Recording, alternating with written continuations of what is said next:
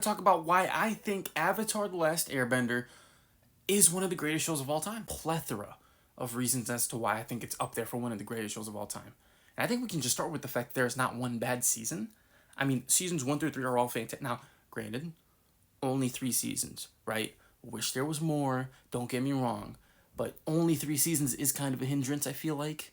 I mean, I guess sometimes less is more, but realistically, you want more. But anyway, the 3 that there were, all fantastic seasons. Now, you can argue that there were some bad episodes here and there. I know a lot of people argue that the divide in season 1 wasn't so great. And you know what? I don't actually feel that way. I think it was a pretty good episode. I just think it was boring. But I thought it was good. Just kind of boring is the issue. But I mean, overall, season 1 is fantastic, right? Like, ignoring that one episode, even if you don't like it. Season 1 overall is really good, though, and has some fantastic moments. It's a great introduction to the story. It sets up a lot for what's going to happen, especially as it comes to like character arcs and stuff, which I think is really cool. Going through all of season 1, right? I think the introduction episode is fantastic. Boy in the Iceberg, us getting introduced to Aang, and him getting introduced to like Katara and Sokka and everything like that, and us learning about him and how he is, how he feels about being the Avatar, and everything that's going on within the world. Super cool and fun, while also being a bit sad. To Zuko, obviously, who we're kind of geared towards hating him at first, right? Because he's kind of a little bit of a prick and he's a little bit of a piece of shit, right? But then we also get these little sprinkles, right? Like he meets Zhao, who's somebody who's even worse than him, who we immediately hate as well. But then through that interaction in their Agni Kai or whatever, eventually we get like this backstory on Zuko and how he got a scar, and it makes you feel a little sorry for him. You know, the episode with his crew, where he kind of had this nicer side to him a little bit. You know, it makes us feel, it gives us this little feeling that maybe there's a little bit of a hope within Zuko, right? Like we hate him throughout the first season, but he has these moments that make us think, oh, we have Iroh, right, who all throughout the season is somebody who we're not geared towards hating. We're geared to love him from episode 1. He's this bit of comedic relief. He's this kind of lighthearted guy, and all throughout, even when he's on the other side, he's not really on their side. Like he's always low key on Team Avatar, always, and he's always trying to gear Zuko towards the good side, trying to get him to calm down with the soul search for the Avatar, and trying to get him to just become a better person. Great foreshadowing from those characters. And then just kind of overall, the whole story leading up into Aang learning waterbending, which in that first season feels like this huge, big, intense thing that's gonna happen, right?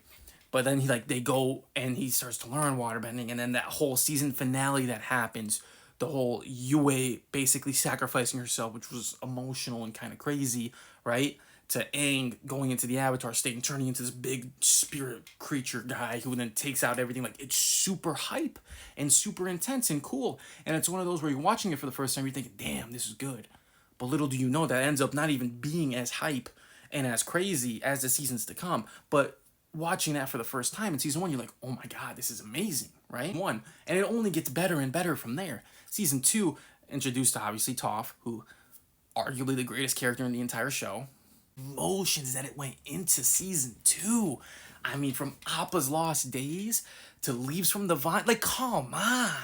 If those don't make you cry, I don't think you're human. Part of, part of what sets Avatar apart from other like kid shows or cartoons is the amount of emotion that was in it. Like, starting off right away in season 1. I think it's like episode 3 that they went to the air temple where he finds his dead air nomad like nation, like everyone's dead skeletons, and then he sees Gyatso and he goes into the Avatar. Like, that was intense, crazy. Season 1 and season 2, you have all the you're just getting in all these emotional moments that make you kind of forget that it's supposed to be like a more lighthearted kind of a kid show.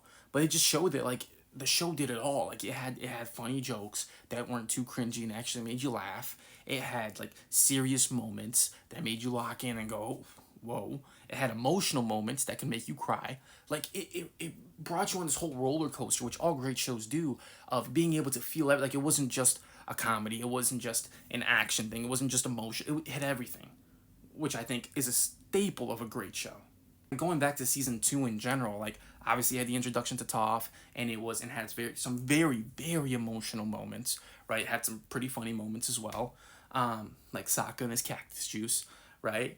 But it just, like, it has so many cool moments as well. Like, Toph holding up the library, even though it was the moment that Appa got taken away, which is really sad. But like her holding up that library, super impressive feat, right? We have the introduction to Azula and Mai and Ty Lee, who are all, like pretty fantastic characters in and of themselves, right? And the things that they can do, the standoffs that they have with Team Avatar, kind of crazy.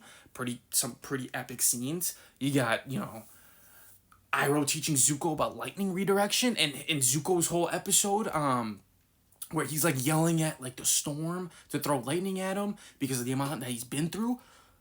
Whoa, what a scene. Fantastic moments leading all the way up into Aang getting zapped in the Avatar state. Super emotional moment.